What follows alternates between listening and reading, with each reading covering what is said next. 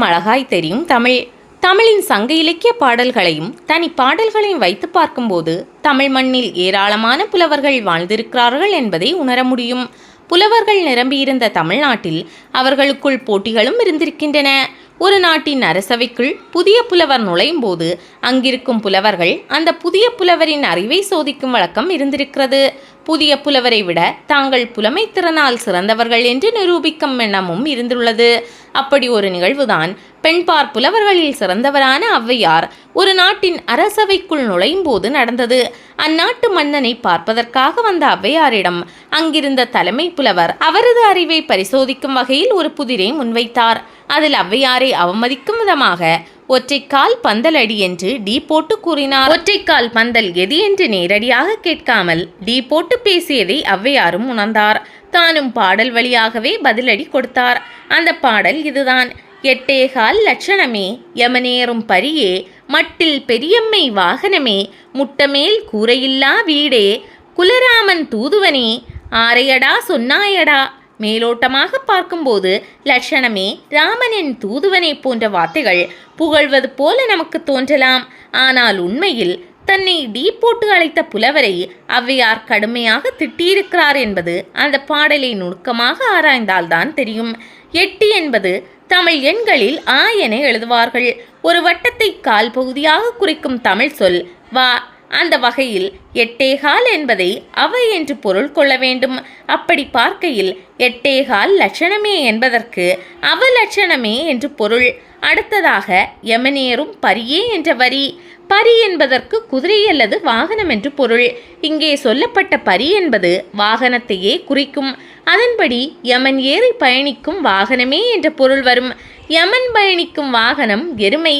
மட்டில் பெரியம்மை வாகனமே என்ற வரியில் மட்டில் பெரியம்மை என்பது மூதேவி என்று பொருள்படும். மூதேவியின் வாகனம் கழுதை.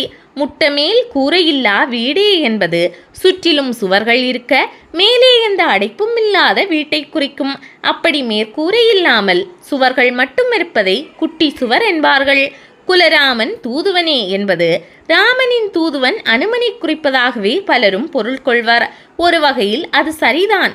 ஆனால் இங்கே ராமனின் தூதுவனான அனுமன் எந்த இனத்தை சேர்ந்தவர் என்று பார்க்க வேண்டும். அவர் குரங்கினத்தவர். அந்த வகையில் தன்னை கிண்டலடிக்கும் துணியில் டீ போட்டு அழைத்த தலைமை புலவரை அவலட்சணமானவனே, எருமை மாடே, மூதேவியே, கழுதையே, எதற்கும் பயன்படாத குட்டி சுவரே, குரங்கே என்று திட்டிய ஔவையார் இறுதியாக ஆரையடா சொன்னாயடா என்று கூறுகிறார். மெல்லிய ஒற்றை தண்டு கொண்ட ஆரை என்னும் கீரை செடியானது அதன் மேற்பகுதியில் பந்தல் போன்ற அமைப்பில் இருக்கும். அந்த வகையில் புலவரின் கேள்வியான ஒற்றைக்கால் பந்தல் என்பதற்கு பதிலளித்து விட்ட ஔவையார் யாரையடா டீ போட்டு பேசுகிறாய் என்று கேட்கும் விதமாகவே ஆரையடா சொன்னாயடா என்று முடிக்கிறார். சில மொழிகள் பேசும்போது அழகாக இருக்கும், சில மொழிகள் எழுத்து வடிவில் அழகாக இருக்கும். திட்டினாலும் கூட அழகாக தெரியும் மொழி என்றால் அது தமிழ்தான் என்பதற்கு இந்த பாடல் வரிகளே சான்றாக விளங்குகின்றன. ஔவையார் சங்ககால பெண் புலவர் ஔவையார். 8 தொகையில் உள்ள புறநானூறு, அகநானூறு, நற்றிணை, குறுந்தொகை ஆகிய 4 நூல்களில் இவரது 59 பாடல்கள் உள்ளன. அவற்றில் புறத்திணை பாடல்கள் 33, மற்ற 26 அகத்திணை பாடல்கள். சங்க நூல்களில் அதிக பாடல்கள் பாடிய புலவர்கள் வரிசையில் இவர் கபிலர், பரணர் ஆகியோருக்கு அடுத்த நிலையில் உள்ளார். ஔவையார் என்றாலே எல்லோருக்கும் முதிய தோற்றம்தான் ஞாபகம் வரும். ஆனாலும் சங்ககால ஔவை இளமை எழில் மிக்கவராக இருந்துள்ளார்.